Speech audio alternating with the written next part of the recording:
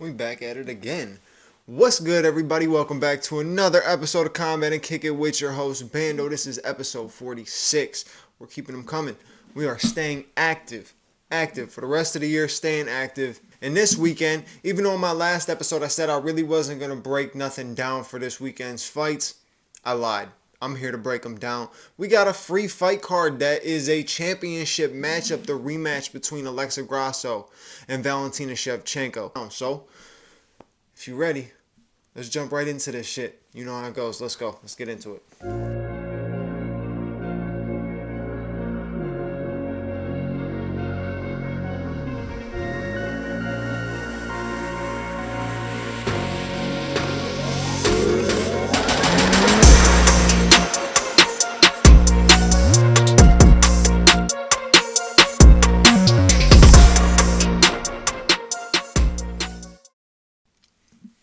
Alright, so we're keeping it simple. Look, I'm not going to lie to you. I don't know a ton about some of these fighters, but there are fighters I do know a bit about. Now, you got opening the card as a featherweight matchup between Fernando Padilla versus Kyle Nelson. I have seen Kyle Nelson fight, and let me tell you something, Kyle Nelson is a beast. He's got good submissions, he's got good jiu-jitsu, and he can hit. So he's an enjoyable fighter to watch. He's exciting, and he's somebody a lot of people have been expecting on a come up to start making some waves. I'm pretty sure that he came from the Ultimate Fighter. I could be wrong.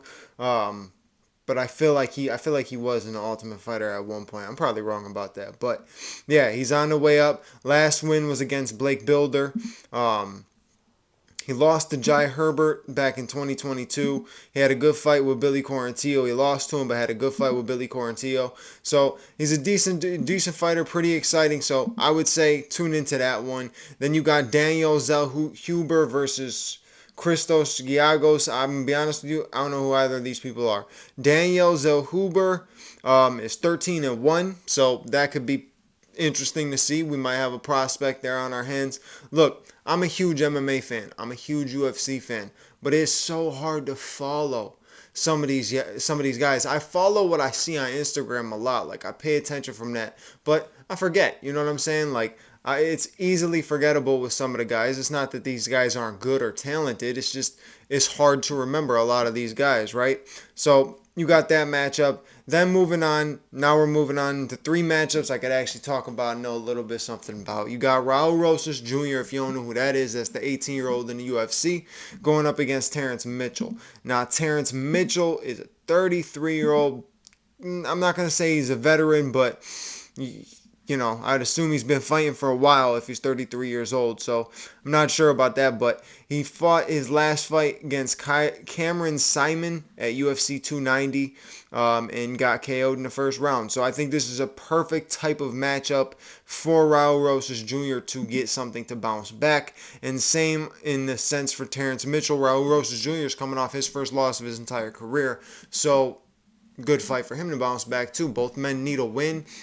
So it just depends. It's going to see if the 33-year-old can have some veteran mentality, something again over Raul Rosas Jr. and bring something, interesting to this fight. Or Raul goes in there and does what he's skilled at. He's got really good takedowns. He's got good jiu-jitsu. The thing I noticed, though, about his last fight is he gassed out quick because he shoots for a million takedowns. He's trying to lift the dude up and slam him. And I think at his age, he's also got that mentality of not to be a show off, but I'm out there at 18 years old. I'm going to show out. Let's show out. And, you want to get some flashy shit going on. And that's the thing. If it's not there, it's not there. You can't force that type of stuff. And he was forcing that in his last fight. I forgot who it was. It was against Christian Rodriguez. So it was a fight where it looked like in the first round Raul Rosas Jr. might have some threats, maybe a little bit with the wrestling, a little bit, but he kept shooting and kept, defending, or Christian Rodriguez kept defending, getting back up kind of thing, and he gassed out quick, and that just shows that he hasn't been in there very long. He's 18 years old, so he's got a lot of learning to do, and let's see where he's come and let's see where he's at with the adjustments going up against Terrence Mitchell. So, I mean, Terrence Mitchell last though the only time we've seen him in the UFC is one fight and he got KO'd in the first round. So there's not much to see and break down through adjustments and stuff like that. So I don't know. He's just got to come in with hopefully the mentality that he's gonna win this fight because that'd be a tough skid to fall to. You get KO'd in the first your debut and then you lose to the 18-year-old prospect that a lot of people are riding, and I'm pretty sure this fight is mainly meant to be like a Mexican heritage type of thing. So it might even be in Mexico. Look at me not knowing my information. I almost forgot about this card, to be honest with you. If I didn't see it a couple days ago, I would have completely forgot about it. And it's shocking to me because I thought this was supposed to be a pay-per-view or like like a co-main to a pay-per-view or some shit like that. But, a little bit different than normal. But I'm cool with having the free fights. So run it. Moving on, we got the co-main event.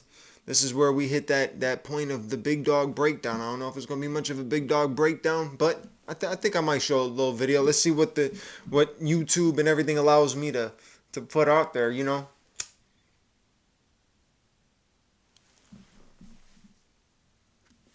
That's always the thing with my breakdowns is like, what will YouTube allow me to put out there? What's going to get flagged? All that kind of shit. You never know. It's so hard to tell. Everybody's got their own little different thing with the copyright stuff. So, but either way, we're into the big dog breakdown, so you know how this goes. Co-main event, Kevin Holland versus Jack Della Maddalena. And yes, folks, I can talk about this fight. I can break this fight down. I've seen both these men fight multiple times, so I'm good with this one.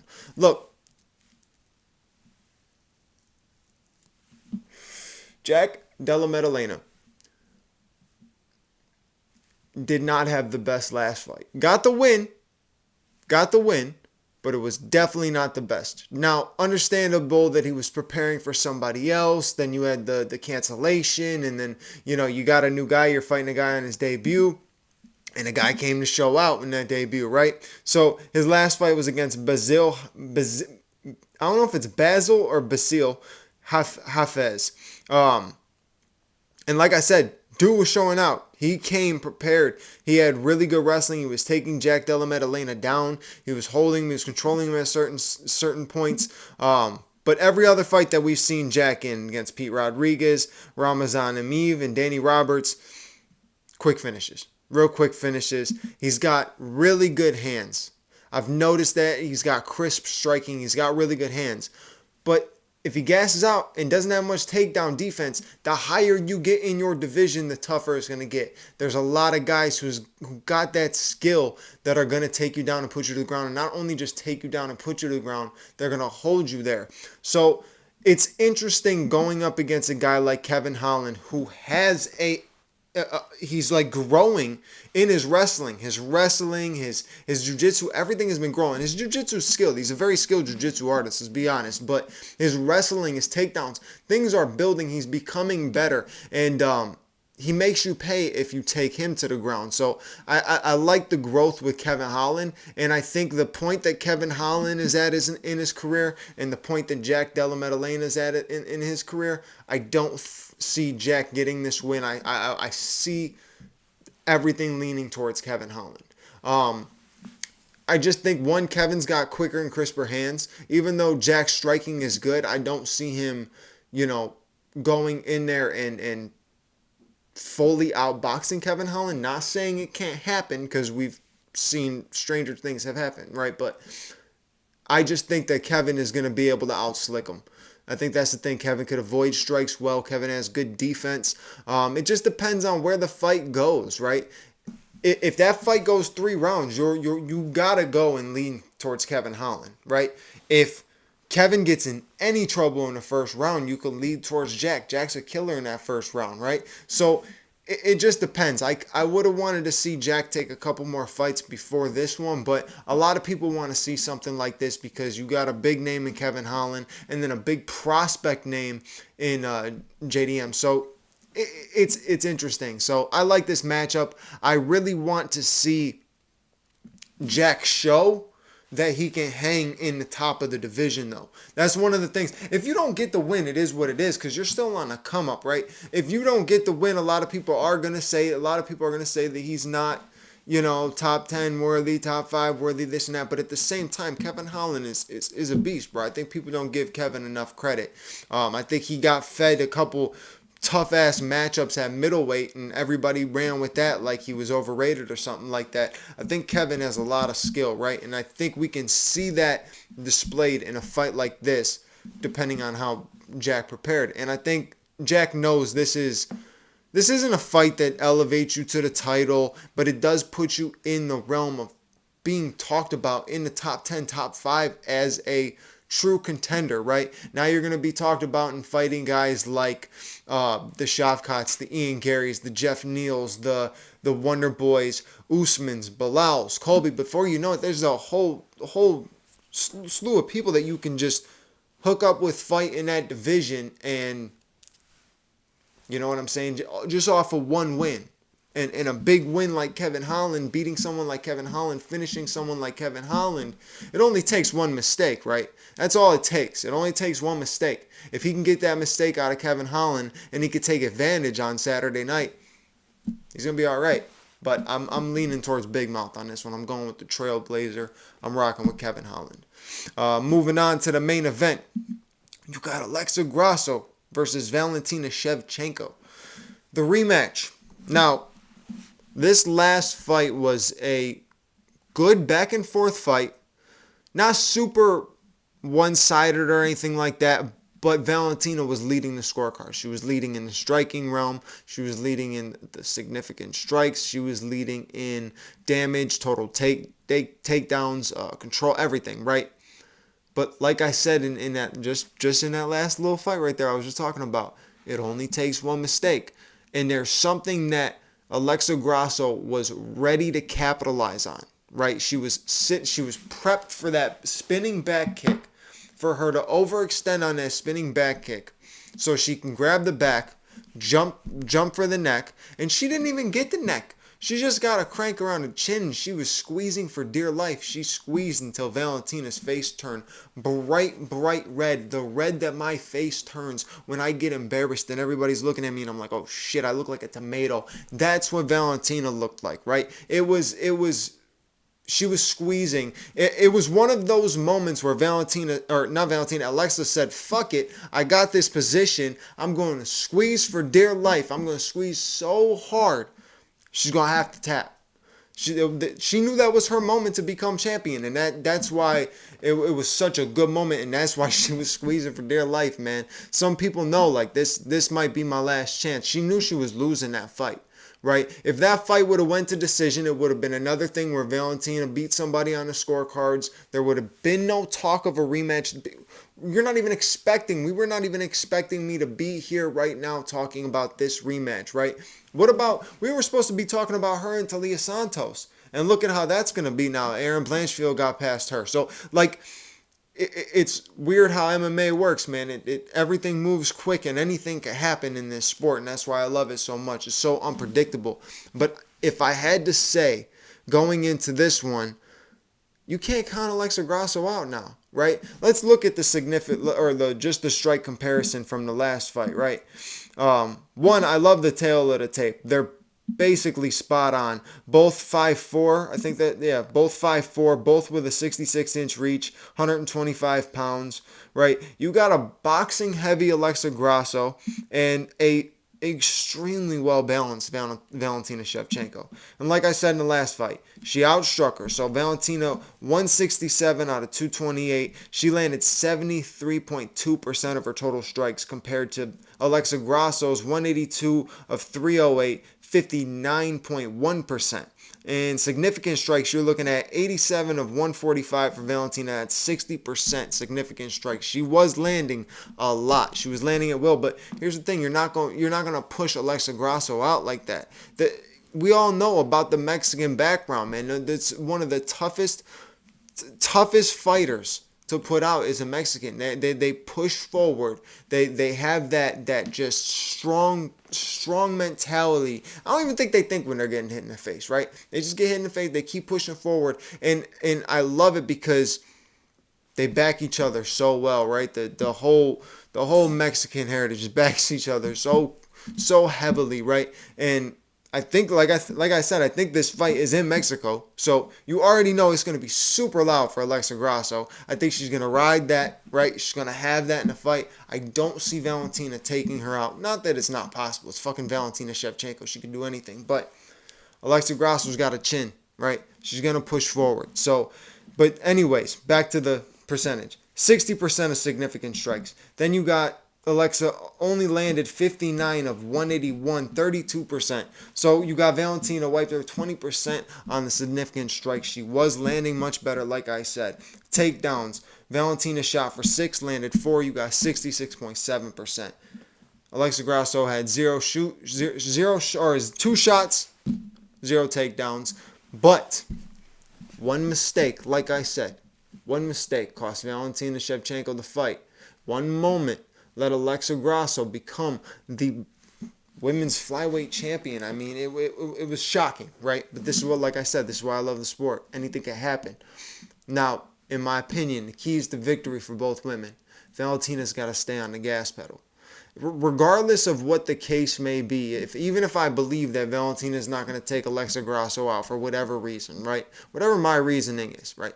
It really doesn't matter, because if Valentina stays on the gas pedal, right? And it's not about necessarily making the mistake. It was a spinning back. Anything spinning is a risk, right? Unless it's in the first round quick, spinning is risky, right? I think Valentina needs to stay on the gas pedal. A lot of me and the guys at work, we're talking about she's got to work body shots, right? My boy Dave was saying she needs to work them liver kicks. If she could work them liver kicks, he thinks that she can get Alexa Grasso out that way. Very, very possible, right? So she needs to work stuff like that, but she's got to stay pushing the pace. She's got to control the pace. Just like she did in the first few rounds of the first fight, she's got to control the pace, right? But it's one of those things that Alexa Grasso is never out. She's got to hurt Alexa. She's got to get Alexa's respect. She's got to hurt her at some point, right? Whether it's in the first 2 rounds, sometime in the third week, she's got to hurt her. She's got to do something to gain that respect from Alexa. It's not that Alexa's not going to respect her striking and skill, but now Alexa's felt her in there. She's felt the power. She's felt the speed. She's going to come in with a different mentality, and now she's got something to defend. She's got something to protect. So I love it. I love the matchup. I love that it's a free fight. You know what I'm saying? It's a pretty big fight. It's a pretty important fight that a lot of people aren't going to talk about. Like I said, I almost forgot about it. Maybe probably because it's free. It's not being promoted as a big thing. Is this? Yeah, so it's a fight night. It's not even a pay-per-view card. It's just a fight night. So we get to enjoy that tomorrow night. So, well, when I drop this, it'll be on Saturday morning. So tonight, whatever you want to do, whatever you want to say. But it's going to be a great fight. Great fight.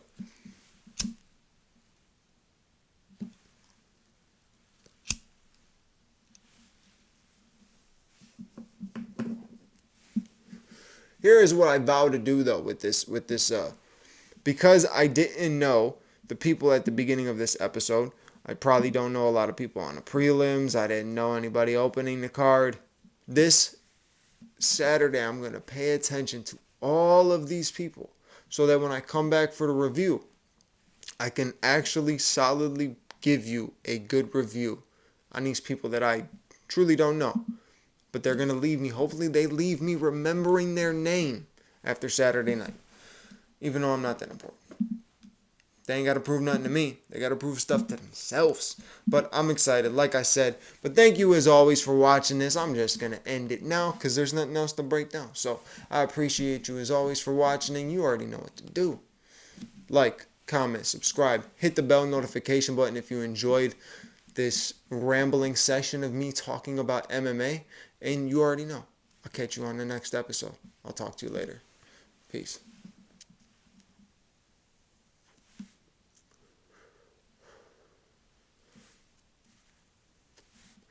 I'm haven't done a smoke break in a minute. Next episode. Smoke break coming. I got you. Next episode.